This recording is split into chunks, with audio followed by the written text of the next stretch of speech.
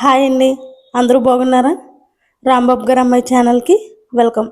ఈరోజు మనం చోలే మసాలా కర్రీ చేసేసుకుందాం, ఓకేనా? అది ఎలా చేసుకోవాలో చూసేద్దాం పదండి. ఫస్ట్ మనం పెద్ద శనగలను తీసుకోవాలండి. వీటిని బయటన కాబూలి శనగలు అని అంటారు. వీటిని తీసుకుని మనం ఎంత క్వాంటిటీలో తీసుకున్నా అన్ని శనగలు తీసుకుని వాటర్ వేసుకుని వాష్ చేసుకోవాలన్నమాట. తర్వాత వాష్ చేసుకున్న తర్వాత మళ్ళీ వాటర్ వేసుకుని వీటిని 9 లేదా 10 గంటలు నానబెట్టుకోవాలి. నేను ముందుగా నానబెట్టేసుకున్నానండి, ఓకేనా?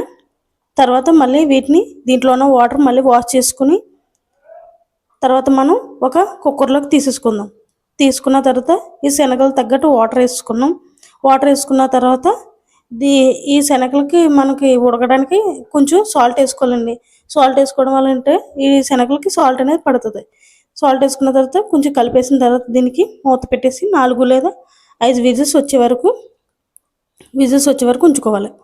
తర్వాత మనం దీంట్లోకి మసాలా ప్రిపేర్ చేసుకోవాలి కదండి. దీంట్లోకి ఒక మిక్సీ జార్ తీసుకుని 2 మీడియం సైజు ఉల్లిపాయలు ముక్కలు చేసుకుని వేసుకోవాలి. తర్వాత వెల్లుల్లిపాయలు ముక్కలు చేసుకున్న పర్లేదు. తర్వాత పచ్చిమిరకాయలు, అల్లం ముక్కలు, తర్వాత మసాలా వేసుకోవాలి కదా. దీంట్లో దాల్చిన చెక్క, లవంగ మొగ్గలు 2 యాలక్కాయలు వేసేసుకొని మిక్సీ పట్టేసుకోవాలన్నమాట. పేస్ట్గా ఆడేసుకోవాలండి. తర్వాత ఒక పెనం పెట్టుకుని దాంట్లో కొంచెం ఆయిల్ వేసుకుని ఆయిల్ హీట్ అయిన తర్వాత దీంట్లో ఒక బిర్యానీ ఆకు తర్వాత 1/2 టీ స్పూన్ జీలకర్ర వేసేసుకుని కొంచెం వేగనిద్దాం. తర్వాత మనం ఇందులోకి కరివేపాకు, మన దగ్గర క్యాప్సికమ్ ఉంటే క్యాప్సికమ్ వేసుకోవాలి. క్యాప్సికమ్ అనేది ఆప్షనల్ అండి, నా దగ్గర ఉన్నాయి కాబట్టి నేను వేసుకుంటున్నాను. మీ దగ్గర ఆప్షనల్ అన్నమాట. అది కూడా వేసేసుకొని మనకి క్యాప్సికమ్ ముక్కలని కొంచెం మెత్తగా వచ్చే వరకు వేగనిద్దాం. తర్వాత మనం ముందుగా ప్రిపేర్ చేసుకున్నాం కదా ఉల్లిపాయ పేస్ట్ అనేది కూడా మనం ఇందులో వేసేసుకుందాం. వేసుకున్న తర్వాత ఉల్లిపాయలు అన్నది పచ్చివాసన పోయేంత వరకు మనం బాగా వేపుకోవాలన్నమాట.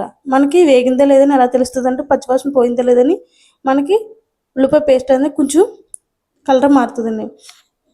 తర్వాత ఇది వేగిన తర్వాత మన దగ్గర 2 మీడియం సైజ్ టమాటాలు ఉంటే ఆ మిక్సీ వేసుకుని ఆ మిక్సీలో ఆడేసుకున్న తర్వాత ఆ పేస్ట్ కూడా ఇందులో వేసేసుకుందాం, ఓకేనా? తర్వాత ఈ టమాటా కూడా పచ్చివాసన పోయే వరకు వేపేసుకోవాలి. ఇది వేపేసుకున్న తర్వాత దీంట్లోకి మనం చిటికెడు పసుపు వేసుకోవాలండి. తర్వాత బాగా వేపేసుకున్న తర్వాత పసుపు వేసుకున్న తర్వాత దీంట్లో గరం మసాలా 1/2 టీ స్పూన్, కారం, పసుపు వేసేసుకుని కలిపేసుకోవాలన్నమాట. బాగా కలిపేసుకున్న తర్వాత దీంట్లోకి మనం చాట్ మసాలా వేసుకోవాలండి. చాట్ మసాలా లేకపోతే గరం మసాలా వేసుకోవాలి. గరం మసాలా కన్నా మనకి చాట్ మసాలా టేస్ట్ బాగుంటుందండి. అది వేసేసుకున్న తర్వాత కలిపేసుకోవాలన్నమాట. బాగా కలిపేసుకున్న తర్వాత మనకి చూసారు కదా చాట్ మసాలా వేసుకోవడం వల్ల టేస్ట్ కూడా బాగుంటుంది. మనకి కొంచెం వాటర్ వేసుకుని కలిపేసుకోవాలన్నమాట. కొంచెం గ్రేవీ టైప్లో చేసుకోవాలి ఈ కర్రీ అనేది.